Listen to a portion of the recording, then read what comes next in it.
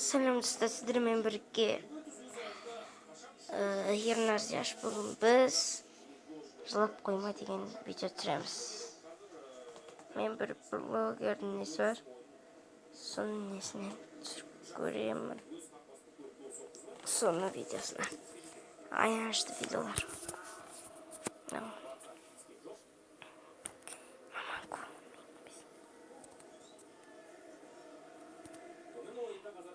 Күйіплеуға аянышты.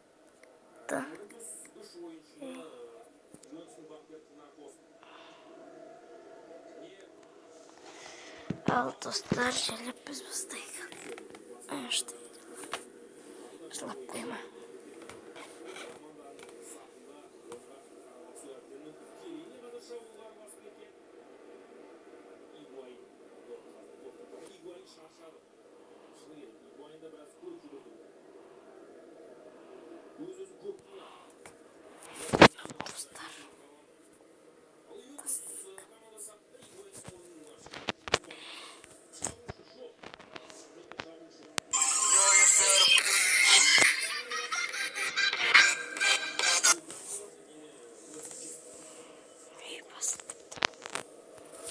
Осы канал қызық көрем. Лайк басып кетейік. Қызық сияқты. Қызық деп ойлаймын. Қызық болса жақсы еді.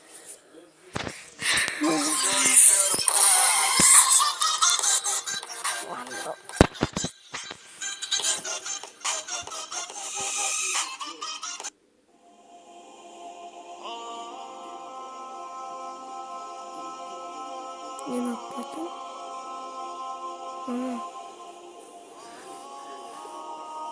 Чувак какой-то.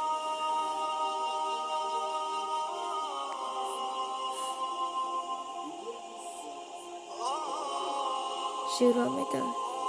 Шипти трансан босрина.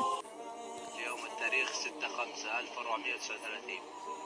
عامل نظافة يوصل الطالب يخليه يعدي الشارع. ما شاء الله عليه.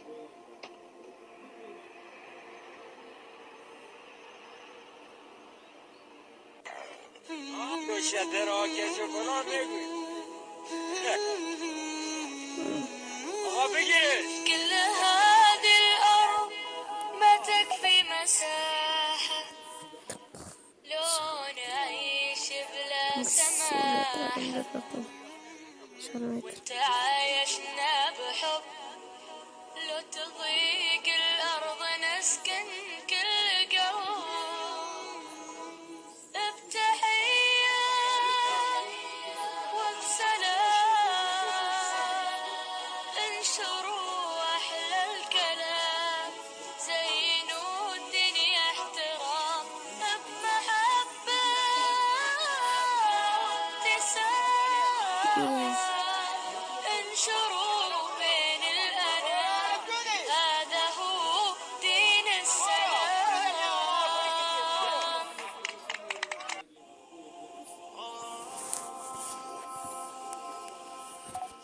Кейде ата-анамыздың ата-анамызда құрметтемейміз ғой. Ата-анамызды сен апа мама дейміз. Апа мама деген бойыңда шырақтасын. Әкеші мана шын дейді. Өмірде құрметтеуге лайық екі адам бар. Ол анаң мен атаң. Әкең мен шешең сен. 9 ай сені көтерген кім? Қасиетіңді жібетіп тас құрсаң кейін кім? Өлім мен өмірдің ортасында сені өмірге әкелген кім? Талай аналар балалар өмірге әкеліп жатыр. Талай аналар сенімді ғой. Мінекей. Ал сенің күндіз-түні ризығыңды істеп, жұмыстан шаршап келіп, бірде қонса бірге үйге қонбай, баламыз елдің артында болмасын деп, сенің киіміңді тауып, тамағыңды тасып, нәпақаңды тасып жүрген. Ертең менің азаматым мынау, мынау менің қызым, ертең текті қыз болады. Біздің әулетке бұл ешқашан жаман әкелмейді. Бәленшенің қызы, әй Алла разы болсын, үлкен өссін деп, осындай ұрпақ тәрбиелейін деп, әкең күндіз-түні жұмыста жүр. Мінекей құрметтеуге лайық екі адам осы әкең мен анаң. Осыдан 3 күн бұрын мен әңгімеледім. Біз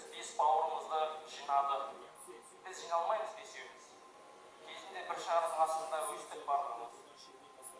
Ол кезде бала едік, ойын баласы болдық. Содан кейін Алматыға келдік барлығымыз. Қазір бар Алматыда тұрады. Сонда әкеліп келген кезде біреуі жұмыста, кейде жарыста боламыз. Біреуі басқа жерде, біреуі басқа қалада. Әкем басын қоса қойды. Өткенде мен бәрін жинадым. Айналар жиналайын деп жатыр екен ғой. Мен де келейін деп әкем ауылдан келген, сөйтіп келді. Содан төрге отырғыздық, бәрін зерлеп алдына отырдық. Әкем айтады, шырақтарым, сіздерге бір нәрсе айтайын. Міне мен үнемі осы балаларымның басы қосылған кезде бір асылын айтып жүрсем, міне бүгін сәті келіп тұр. Шырақтарым дейді, ата-ана қорқақ болады екен. Ата-ана біз қорқақпыз дейді. Шешең де қорқақ, мен де қорқақпыз дейді. Кезінде сендер бала кездеріңде жүгіріп жүрген кезде, ай осылар бір жерге құлап қалмасын, мұрнын қанатып алмасын, бір жерін кесіп алмасын, тоққа түсіп кетпесін, отқа түсіп кетпесін, суға түсіп кетпесін деп қатты уайымдайтынбыз дейді. Сендер мектепке барған кезде, мектепке барып аман есен келе ма? Жолда ит қауып ала ма? Біреумен төбелесіп қала ма? Бір нәрсені мектеп терезе ұшып кете ма деп уайымдайтынбыз дейді. Кейін Алматыға келдіңдер, студент болдыңдар. Ол кезде сабақ қалай болар екен? Аяқ асты бірден келіп кете ма? Ата-анасы қасында емес, жатақханада тұрамыз. Қарны тоқ па, қарны аш па, киімі бүтін ба шырақтарымның? Сөйтіп қорқатынбыз дейді. Ал бүгін мінекей, бәрі отбасын құрып, араларында бала-шағаларың бар, келіндері бар. Бүгінгі қорқатыны дейді сендердің. Араларға келіндер түсіп, 6 бауыр 6 жаққа ажырап кете ма деп қорқам дейді. Шырақтарым дейді, сендер мана жұдырықтай болсаңдар, мінекей келіндер ешқайда кетпейді дейді. Сонда әкемнің айтқан сөзі осы. Мінекей шырақтарым, әлі күнге дейін сендерден қорқамыз дейді. Сонда ол тек қана маған айтқан сөз емес, әрқайсымызға ауылда отыратын аналарымыз, біреуміздің ата-анамыз құрылысшы, біреуміздікі малшы, біреуміздікі пенсияда. Сол пенсиясының жартысын сізге бөліп беріп жатыр баймұстар. Біз неге олардың өзін ақтамаймыз?